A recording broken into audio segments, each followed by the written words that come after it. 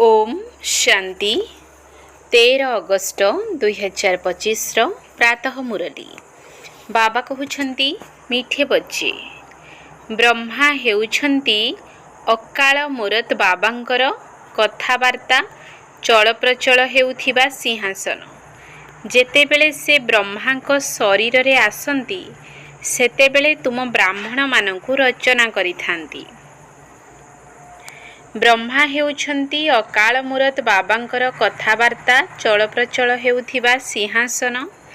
जेतेबेले से ब्रह्मांक शरीर रे आसंती सेतेबेले तुम ब्राह्मण मानकु रचना करिथांती। प्रश्न बुद्धिमान संतान माने केउ रहस्य को बुझी ठीक रीति रे बुझाई पारिबे? बुद्धिमान संतान माने केउ रहस्य को बुझी ठीक रीति रे बुझाई पारिबे? उत्तर ब्रह्मा किए एवं से ब्रह्मारु विष्णु किपरि हेउछंती? प्रजापिता ब्रह्मा एठारे अछंती, से कौनसी देवता नुहंती। ब्रह्मा ही ब्राह्मण मानक द्वारा ज्ञान यज्ञ रचना करिछंती। एही सबु रहस्य बुद्धिमान संतान माने ही बुझी बुझाई पारिबे। अश्वारोही एवं पदातिक माने एथिरे तो द्वंद्वरे पड़िबे। गीत ओम नमो शिवाय। ओम शांति। भक्ति रे जनकर ही महिमा गान करिथांती। महिमा तो गान करिथांती ना, किंतु ना तांको जानिछंती ना तांकर यथार्थ परिचय को जानिछंती। जदि यथार्थ महिमा को जानी थांते तेबे वर्णना निश्चय करिथांते। तुमे संतान माने जानिछ सर्वोच्च हेउछंती भगवान, मुख्य हेउछि तांकर चित्र। ब्रह्मांकर संतान मध्य थिबे ना, तुमे समस्ते हेउछ ब्राह्मण। ब्रह्मा को मध्य ब्राह्मण ही जानी पारिबे, आउ केही जानी पारिबे नाही। सेथिपाई द्वंद्वरे पडुछंती। कहउछंती ये किपरि ब्रह्मा होई पारिबे? ब्रह्मा को सूक्ष्म वतनवासी रूपे देखाइछंती। वास्तव रे प्रजापिता सूक्ष्म वतन रे रही परिबे नाही। सेठारे तो प्रजा रचना हेउ नाही। एही संबंध रे तुम सहित बहुत वाद विवाद मध्य करूछंती। बुझाइबा दरकार ब्रह्मा एवं ब्राह्मण वास्तव रे अछंती ना। जेपरि ख्रीष्टंक ठारू ख्रीस्टियान अक्षर बाहरिछि, बुद्धंक ठारू बौद्धि, इब्राहिमक ठारू इस्लामी, सेहीपरि प्रजापिता ब्रह्मांक ठारू ब्राह्मण प्रसिद्ध अछंती। आदिदेव हेउछंती ब्रह्मा। वास्तव रे ब्रह्मा को देवता बोली कहि परिबा नाही। एहा मध्य भूल। जिए निजको ब्राह्मण बोलाउछंती तांको पचारिबा दरकार ब्रह्मा केउठारू आसिले, से काहार रचना, ब्रह्मा को किए सृष्टि करिछंती, एकथा केबे केही कहि परिबे नाही, जानी नाहंती। एकथा मध्य तुमे माने जानिछ शिव बाबांकर जिए रथ होइछंती, जेउथिरे से प्रवेश करिथांती, ये हेउछंती सेही आत्मा जिए राजकुमार कृष्ण होइथिले। 84 जन्म परे ये आसी ब्रह्मा होइछंती। एहांकर जन्मपत्रीर नाम अलगा थिबो, काहींकिना से तो हेउछंती मनुष्य ना। पुणी एहांक शरीर रे प्रवेश करिबा द्वारा एहांक नाम ब्रह्मा रखुछंती। एकथा मध्य पिला माने जानिछंती, सेही ब्रह्मा हेउछंती विष्णुकर रूप, से नारायण हेउछंती ना। 84 जन्मर अंतिम रे मध्य साधारण रथर ना। एही शरीर सबु आत्मा मानकर रथ। अकाल मूरतंकर चालिला बुलिलार सिंहासन। सिख लोक माने पुणी अकाल तखत तैयारी करि दैछंती, ताकू अकाल तखत कहउछंती। एठारे भ्रुकुटी तो हेउछि अकाल तखत। वास्तव रे अकाल तखत समस्तंकर रहिछि। आत्मा माने समस्ते हेउछंती अकाल मूरत। सर्वोच्च भगवान को एही रथ आवश्यक ना। रथरे प्रवेश करी बसी ज्ञान देउछंती, तांको ही ज्ञान सागर कुहा जाए। रचयिता एवं रचनार आदि मध्य अंतर ज्ञान देउछंती। नॉलेजफुल रो अर्थ कौनसी अंतर्यामी बा सर्वज्ञानता नुही। सर्वव्यापीर अर्थ अलगा एवं सर्वज्ञानतार अर्थ अलगा। ମନୁଷ୍ୟ ତ ସବୁକିଛି ମିଶାଇ ଯାହା ଆସୁଛି ତାହା କହି ଚାଲିଛନ୍ତି। ଏବେ ତୁମେମାନେ ଜାଣୁଛ ଆମେ ସବୁ ହେଉଛୁ ବ୍ରାହ୍ମଣ, ବ୍ରହ୍ମାଙ୍କର ସନ୍ତାନ ଅଟୁ। ଆମର କୁଳ ସବୁଠାରୁ ଶ୍ରେଷ୍ଠ। ଲୋକମାନେ ଦେବତାମାନଙ୍କୁ ସର୍ବୋଚ୍ଚ ସ୍ଥାନ ଦେଉଛନ୍ତି, କାହିଁକିନା ସତ୍ୟଯୁଗ ଆଦିରେ ଦେବତା ହୋଇଥିଲେ। ପ୍ରଜାପିତା ବ୍ରହ୍ମାଙ୍କର ସନ୍ତାନ ବ୍ରାହ୍ମଣ ହୋଇଥାନ୍ତି। ତୁମମାନଙ୍କ ବ୍ୟତୀତ ଏକଥା କେହି ହେଲେ ଜାଣିନାହାନ୍ତି। ସେମାନେ କିପରି ଜାଣିପାରିବେ? ଯେହେତୁ ବ୍ରହ୍ମାଙ୍କୁ ସୂକ୍ଷ୍ମବତନରେ ଅଛନ୍ତି ବୋଲି ଭାବୁଛନ୍ତି, ସେ ଜିସ୍ମାନି ବ୍ରାହ୍ମଣ ଅଲଗା ଅଛନ୍ତି, ଯେଉଁମାନେ କି ପୂଜା କରିଥାନ୍ତି, ବ୍ରାହ୍ମଣ ଭୋଜନ ଖାଇଥାନ୍ତି। ତୁମେ ତ ବ୍ରାହ୍ମଣ ଭୋଜନ ଆଦି ଖାଉନାହଁ। ବ୍ରହ୍ମାଙ୍କର ରହସ୍ୟ ଏବେ ଭଲ ଭାବରେ ବୁଝାଇବାକୁ ପଡ଼ିବ। କୁହ, ଅନ୍ୟ ସବୁ କଥାକୁ ଛାଡ଼ି ଯାହାଙ୍କ ଦ୍ୱାରା ପତିତରୁ ପବିତ୍ର ହେଉଛ, ପ୍ରଥମେ ତାଙ୍କୁ ତ ମନେ ପକାଅ, ପରେ ଏହି କଥା ମଧ୍ୟ ବୁଝିଯିବେ। ସାମାନ୍ୟ କଥାରେ ସଂଶୟ ଆସିଲେ ବାବାଙ୍କୁ ହିଁ ଛାଡ଼ି ଦେଇଥାନ୍ତି। ପ୍ରଥମ ମୁଖ୍ୟ କଥା ହେଉଛି ବାବା ଓ ସମ୍ପତ୍ତି। ବାବା କହୁଛନ୍ତି ମୋତେ ମନେ ପକାଅ। ମୁଁ ନିଶ୍ଚୟ କାହା ଶରୀର ମାଧ୍ୟମରେ ତ ଆସିବି ନା, ତାଙ୍କର ନାମ ମଧ୍ୟ ରହିବା ଦରକାର। ପ୍ରଥମେ ତାଙ୍କୁ ଆସି ରଚନା କରୁଛନ୍ତି। ବ୍ରହ୍ମାଙ୍କ ସମ୍ବନ୍ଧରେ ବୁଝାଇବା ପାଇଁ ତୁମର ବହୁତ ବୁଦ୍ଧି ଥିବା ଦରକାର। ଏଭଳି ବୁଝାଇବାରେ ପଦାତିକ ଅଶ୍ୱାରୋହୀ ସମସ୍ତେ ଝାଉଁଳି ପଡ଼ୁଛନ୍ତି। ଅବସ୍ଥା ଅନୁସାରେ ବୁଝାଉଛନ୍ତି ନା। ପ୍ରଜାପିତା ବ୍ରହ୍ମା ତ ଏଠାରେ ଅଛନ୍ତି ନା। ବ୍ରାହ୍ମଣମାନଙ୍କ ଦ୍ୱାରା ଜ୍ଞାନ ଯଜ୍ଞ ରଚନା କରୁଥିବାରୁ ନିଶ୍ଚୟ ବ୍ରାହ୍ମଣ ହିଁ ଦରକାର। ପ୍ରଜାପିତା ବ୍ରହ୍ମା ମଧ୍ୟ ଏହିଠାରେ ରହିବା ଦରକାର, ଯାହାଙ୍କ ଦ୍ୱାରା ବ୍ରାହ୍ମଣ ହେବେ। ବ୍ରାହ୍ମଣମାନେ କହୁଛନ୍ତି ଯେ ଆମେ ମଧ୍ୟ ହେଉଛୁ ବ୍ରହ୍ମାଙ୍କର ସନ୍ତାନ। ଭାବୁଛନ୍ତି ପରମ୍ପରାରୁ ଆମର କୁଳ ଚାଲି ଆସିଛି, କିନ୍ତୁ ବ୍ରହ୍ମା କେବେ ଥିଲେ ସେ କଥା ଜଣା ନାହିଁ। ଏବେ ତୁମେ ବ୍ରାହ୍ମଣ ହୋଇଛ, ବ୍ରହ୍ମାଙ୍କର ସନ୍ତାନ ହିଁ ବ୍ରାହ୍ମଣ। ସେମାନେ ତ ବାବାଙ୍କର କର୍ତ୍ତବ୍ୟକୁ ଜାଣି ହିଁ ନାହାନ୍ତି। ଭାରତରେ ପ୍ରଥମେ ବ୍ରାହ୍ମଣ ହିଁ ଥିଲେ। ବ୍ରାହ୍ମଣମାନଙ୍କର ହେଉଛି ସବୁଠାରୁ ଉଚ୍ଚ କୁଳ। ଲୌକିକ ବ୍ରାହ୍ମଣମାନେ ମଧ୍ୟ ଭାବନ୍ତି ଯେ ଆମର କୁଳର ଉତ୍ପତ୍ତି ନିଶ୍ଚୟ ବ୍ରହ୍ମାଙ୍କ ଠାରୁ ହୋଇଥିବ, କିନ୍ତୁ କିପରି, କେବେ, ଏହାକୁ ବର୍ଣ୍ଣନା କରିପାରିବେ ନାହିଁ। ତୁମେ ଜାଣୁଛ ପ୍ରଜାପିତା ବ୍ରହ୍ମା ହିଁ ବ୍ରାହ୍ମଣକୁ ରଚନା କରୁଛନ୍ତି, ଯେଉଁ ବ୍ରାହ୍ମଣମାନଙ୍କୁ ହିଁ ପୁଣି ଦେବତା ହେବାକୁ ପଡ଼ିବ। ବ୍ରାହ୍ମଣମାନଙ୍କୁ ଆସି ବାବା ପଢ଼ାଉଛନ୍ତି। ବ୍ରାହ୍ମଣମାନଙ୍କର ରାଜତ୍ୱ ନାହିଁ, ବ୍ରାହ୍ମଣମାନଙ୍କର କୁଳ ଅଛି। ରାଜାରାଣୀ ହେଲେ ହିଁ ରାଜତ୍ୱ କୁହାଯିବ। ଯେପରି ସୂର୍ଯ୍ୟବଂଶୀ ଡିନାୟଷ୍ଟି। ତୁମ ବ୍ରାହ୍ମଣମାନଙ୍କ ମଧ୍ୟରେ କେହି ରାଜା ତ ହେଉନାହାନ୍ତି। ସେମାନେ ଯେଉଁ କହୁଛନ୍ତି ଯେ କୌରବ ଏବଂ ପାଣ୍ଡବମାନଙ୍କର ରାଜ୍ୟ ଥିଲା, ଉଭୟ ଭୁଲ। ଉଭୟଙ୍କର ତ ରାଜତ୍ୱ ନାହିଁ। ପ୍ରଜାଙ୍କର ପ୍ରଜା ଉପରେ ରାଜତ୍ୱ ଚାଲିଛି, ତାକୁ ରାଜଧାନୀ କୁହାଯିବ ନାହିଁ। ମୁକୁଟ ହିଁ ନାହିଁ। ବାବା ବୁଝାଇଛନ୍ତି ପ୍ରଥମେ ଭାରତରେ ଡବଲ ମୁକୁଟଧାରୀ ଥିଲେ, ପରେ ଗୋଟିଏ ମୁକୁଟ ହୋଇଗଲା। ବର୍ତ୍ତମାନ ତ ମୁକୁଟ ବିହୀନ ହୋଇଯାଇଛନ୍ତି। ଏହାକୁ ମଧ୍ୟ ଭଲ ଭାବରେ ସିଦ୍ଧ କରି ବତାଇବାକୁ ହେବ। ଯିଏ ଭଲ ଧାରଣାଯୁକ୍ତ ହୋଇଥିବେ ସିଏ ଭଲ ଭାବରେ ବୁଝାଇ ପାରିବେ। ବ୍ରହ୍ମାଙ୍କ ସମ୍ବନ୍ଧରେ ହିଁ ଅଧିକ କଥା ବୁଝାଇବାକୁ ପଡ଼ିଥାଏ। ବିଷ୍ଣୁଙ୍କୁ ମଧ୍ୟ ଜାଣିନାହାନ୍ତି, ଏକଥା ମଧ୍ୟ ବୁଝାଇବାକୁ ହେବ। ବୈକୁଣ୍ଠକୁ ବିଷ୍ଣୁପୁରୀ କୁହାଯାଉଛି, ଅର୍ଥାତ୍ ଲକ୍ଷ୍ମୀ ନାରାୟଣଙ୍କର ରାଜ୍ୟ ଥିଲା। କୃଷ୍ଣ ରାଜକୁମାର ହେଲେ ତ କହିବେ ନା, ମୋ ବାବା ହେଉଛନ୍ତି ରାଜା। ଏପରି ନୁହେଁ ଯେ କୃଷ୍ଣଙ୍କ ବାପା ରାଜା ହୋଇପାରିବେ ନାହିଁ। ଶ୍ରୀକୃଷ୍ଣଙ୍କୁ ରାଜକୁମାର କୁହାଯାଉଥିବାରୁ ନିଶ୍ଚୟ ରାଜାଙ୍କ ପାଖରେ ଜନ୍ମ ହେବେ। ସାହୁକାରଙ୍କ ପାଖରେ ଜନ୍ମ ନେଇଥିଲେ ତାଙ୍କୁ କ'ଣ ରାଜକୁମାର କୁହାଯାଇଥାନ୍ତା କି? ରାଜପଦ ଏବଂ ସାହୁକାରଙ୍କର ପଦ ମଧ୍ୟରେ ରାତି ଦିନର ଫରକ ରହିଛି। ଶ୍ରୀକୃଷ୍ଣଙ୍କ ପିତା ରାଜାଙ୍କର ନାମ ହିଁ ନାହିଁ।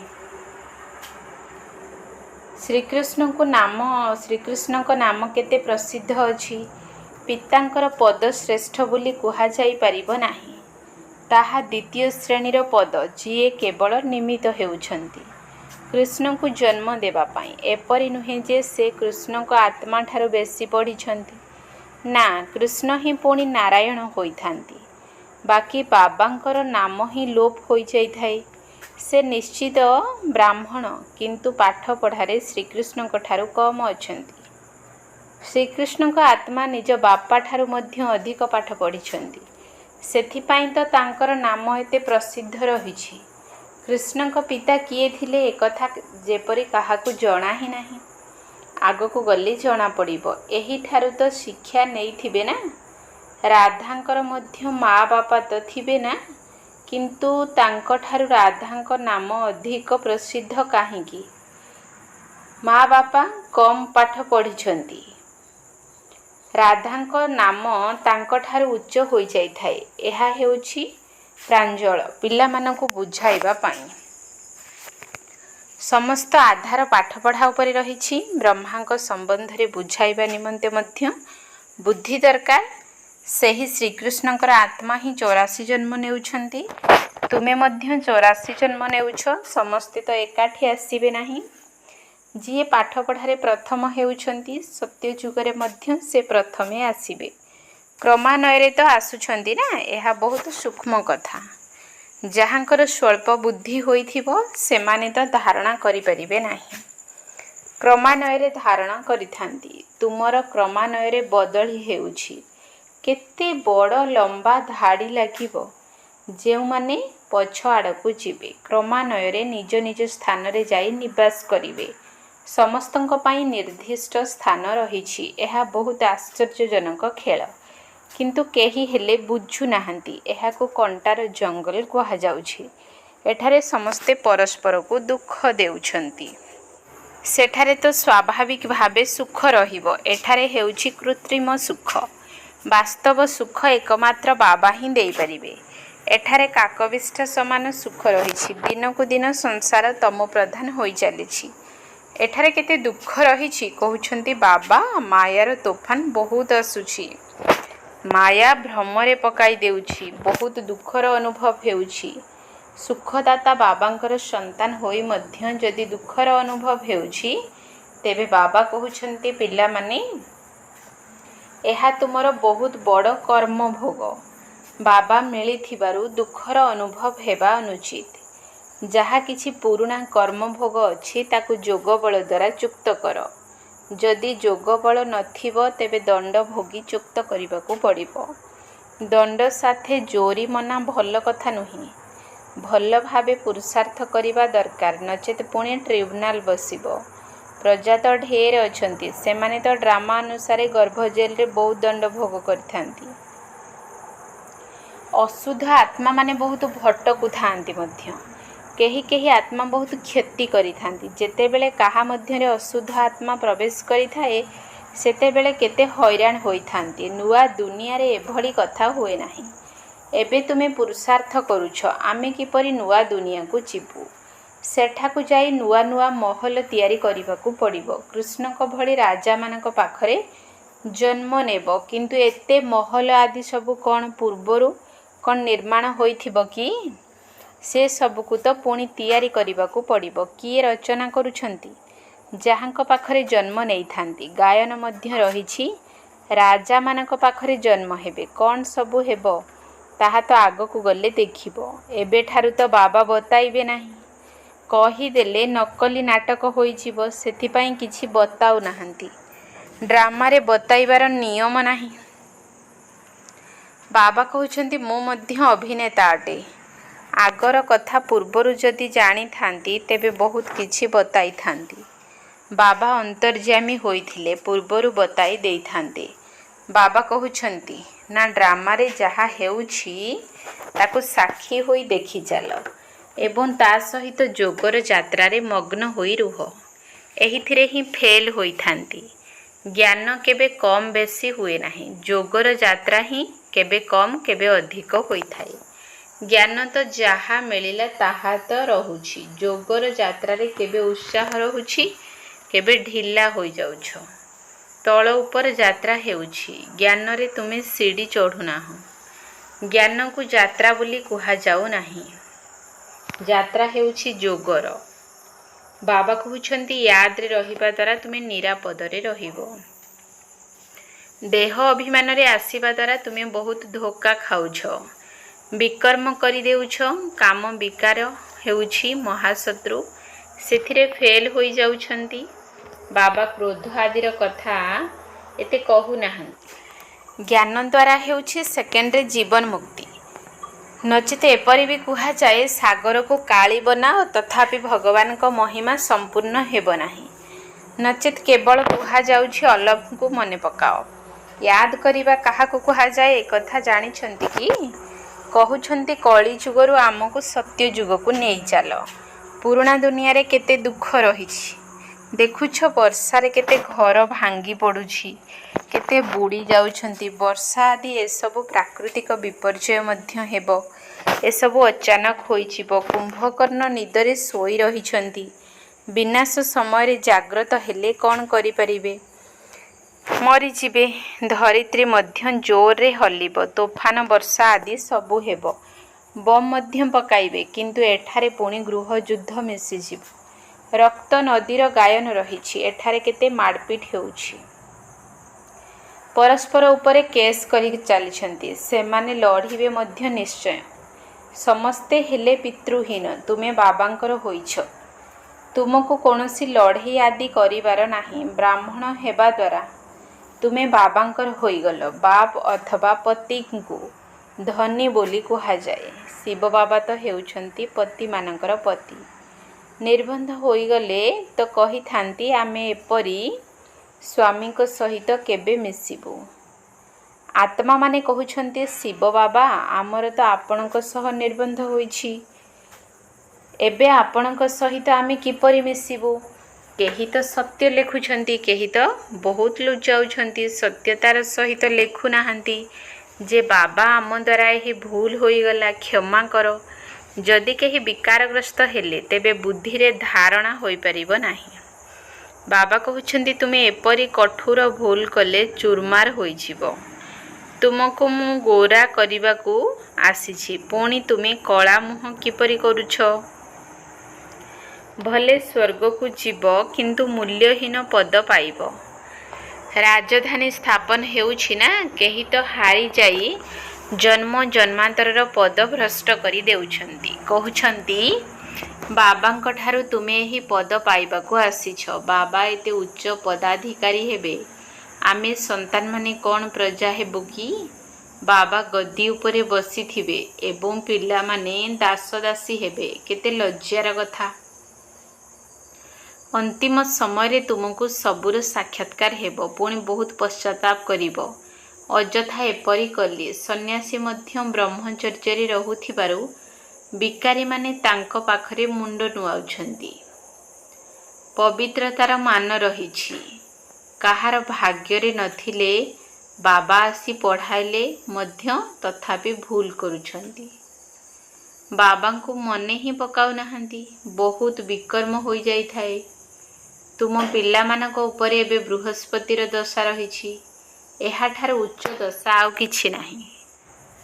ତୁମ ପିଲାମାନଙ୍କ ଉପରେ ଚକ୍ର ଲଗାଇଥାଏ। ଆଚ୍ଛା, ମିଠା ମିଠା ଶିଖିଲ ଧେ ସନ୍ତାନମାନଙ୍କ ପ୍ରତି। ମାତା ପିତା ବାପ ଦାଦାଙ୍କର ମଧୁର ସ୍ନେହ ସମ୍ପନ୍ନ ଶୁଭେଚ୍ଛା ଏବଂ ସୁପ୍ରଭାତ। ଆତ୍ମିକ ପିତାଙ୍କର ଆତ୍ମିକ ସନ୍ତାନମାନଙ୍କୁ ନମସ୍ତେ। ଆତ୍ମିକ ସନ୍ତାନମାନଙ୍କର ଆତ୍ମିକ ବାପ ଦାଦାଙ୍କୁ ନମସ୍ତେ ନମସ୍ତେ ନମସ୍ତେ। ସୁପ୍ରଭାତ। ଧାରଣ ପାଇଁ ମୁଖ୍ୟ ସାର। 1 ନମ୍ବର ପଏଣ୍ଟ। ଏହି ଡ୍ରାମାର ପ୍ରତ୍ୟେକ ଦୃଶ୍ୟକୁ ସାକ୍ଷୀ ହୋଇ ଦେଖିବାକୁ ହେବ। ଏକମାତ୍ର ବାବାଙ୍କର ସ୍ମୃତିରେ ମସ୍ତ ରହିବାକୁ ହେବ। ଯୋଗର ଯାତ୍ରାରେ କେବେ ବି ଉମଙ୍ଗ ଉତ୍ସାହ କମ୍ ନ ହେଉ। ଏହି ଡ୍ରାମାର ପ୍ରତ୍ୟେକ ଦୃଶ୍ୟକୁ ସାକ୍ଷୀ ହୋଇ ଦେଖିବାକୁ ହେବ। ଏକମାତ୍ର ବାବାଙ୍କର ସ୍ମୃତିରେ ମସ୍ତ ରହିବାକୁ ହେବ। ଯୋଗର ଯାତ୍ରାରେ କେବେ ବି ଉମଙ୍ଗ ଉତ୍ସାହ କମ୍ ନ ହେଉ। 2 ନମ୍ବର ପଏଣ୍ଟ। ପାଠ ପଢ଼ାରେ କେବେ ଗଫଲତ ଅର୍ଥାତ୍ ଅବହେଳା କରିବା ଅନୁଚିତ। ନିଜର ଶ୍ରେଷ୍ଠ ଭାଗ୍ୟ ଗଢ଼ିବା ପାଇଁ ପବିତ୍ର ନିଶ୍ଚିତ ହେବାକୁ ପଡ଼ିବ। ମାୟାଠାରୁ ହାରିଯାଇ ଜନ୍ମ ଜନ୍ମାନ୍ତର ପାଇଁ ନିଜ ପଦ ଭ୍ରଷ୍ଟ କରିବାର ନାହିଁ। ପାଠପଢ଼ାରେ କେବେ ଗଫଲତ ଅର୍ଥାତ୍ ଅବହେଳା କରିବା ଅନୁଚିତ। ନିଜର ଶ୍ରେଷ୍ଠ ଭାଗ୍ୟ ଗଢ଼ିବା ପାଇଁ ପବିତ୍ର ନିଶ୍ଚିତ ହେବାକୁ ପଡ଼ିବ। ମାୟାଠାରୁ ହାରିଯାଇ ଜନ୍ମ ଜନ୍ମାନ୍ତର ପାଇଁ ନିଜର ପଦ ଭ୍ରଷ୍ଟ କରିବାର ନାହିଁ। ବରଦାନ। ସଚ୍ଚା ସେବା ଦ୍ୱାରା ଅବିନାଶୀ ଅଲୌକିକ ଖୁସିର ସାଗର ଲହଡ଼ିରେ ଖେଳୁଥିବା ସୌଭାଗ୍ୟଶାଳୀ ଆତ୍ମା ହୁଅ। ସଚ୍ଚା ସେବା ଦ୍ୱାରା ଅବିନାଶୀ ଅଲୌକିକ ଖୁସିର ସାଗର ଲହଡ଼ିରେ ଖେଳୁଥିବା ସୌଭାଗ୍ୟଶାଳୀ ଆତ୍ମା ହୁଅ। ଯେଉଁ ପିଲାମାନେ ସେବା କରିବାରେ ବାପ୍ ଦାଦାଙ୍କର ତଥା ନିମିତ୍ତ ହୋଇଥିବା ବଡ଼ମାନଙ୍କର ସ୍ନେହପୂର୍ଣ୍ଣ ଆଶୀର୍ବାଦ ପ୍ରାପ୍ତ କରିଥାନ୍ତି, ସେମାନଙ୍କୁ ନିଜ ଭିତରେ ଅଲୌକିକ ଆତ୍ମିକ ଖୁସି ଅନୁଭବ ହୋଇଥାଏ। ସେମାନେ ସେବା ଦ୍ୱାରା ଆନ୍ତରିକ ଖୁସି, ଆତ୍ମିକ ମୌଜ ଏବଂ ବେହଦ୍ର ପ୍ରାପ୍ତିର ଅନୁଭବ କରିବା ସହିତ ସର୍ବଦା ଖୁସିର ସାଗରର ଲହଡ଼ିରେ ଖେଳୁଥାନ୍ତି। ତେଣୁ ସଚ୍ଚା ସେବା ସମସ୍ତଙ୍କର ସ୍ନେହ, ସମସ୍ତଙ୍କ ଦ୍ୱାରା ଅବିନାଶୀ ସମ୍ମାନ ଏବଂ ଖୁସି ରୂପକ ଆଶୀର୍ବାଦ ତଥା ସୌଭାଗ୍ୟ ପ୍ରାପ୍ତ କରିବାର ଶ୍ରେଷ୍ଠ ଭାଗ୍ୟର ଅନୁଭବ କରାଇଥାଏ। ଯିଏ ସର୍ବଦା ଖୁସିରେ ରହିଥାଏ ସେ ହିଁ ସୌଭାଗ୍ୟଶାଳୀ।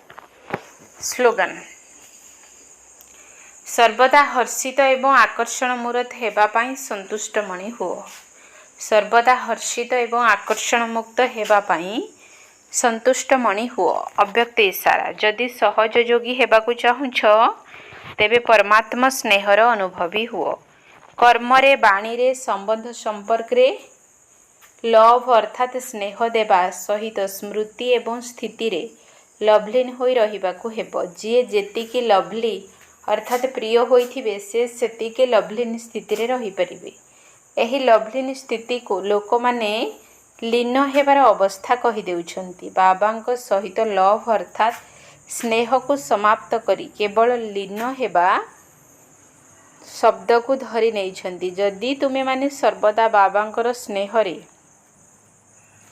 ଲଭ୍ଲିନ୍ ହୋଇ ରହିବ, ତେବେ ଅନ୍ୟମାନଙ୍କୁ ମଧ୍ୟ ସହଜରେ ନିଜ ସମାନ ବା ବାବାଙ୍କ ସମାନ କରିପାରିବ। ଓମ୍ ଶାନ୍ତି।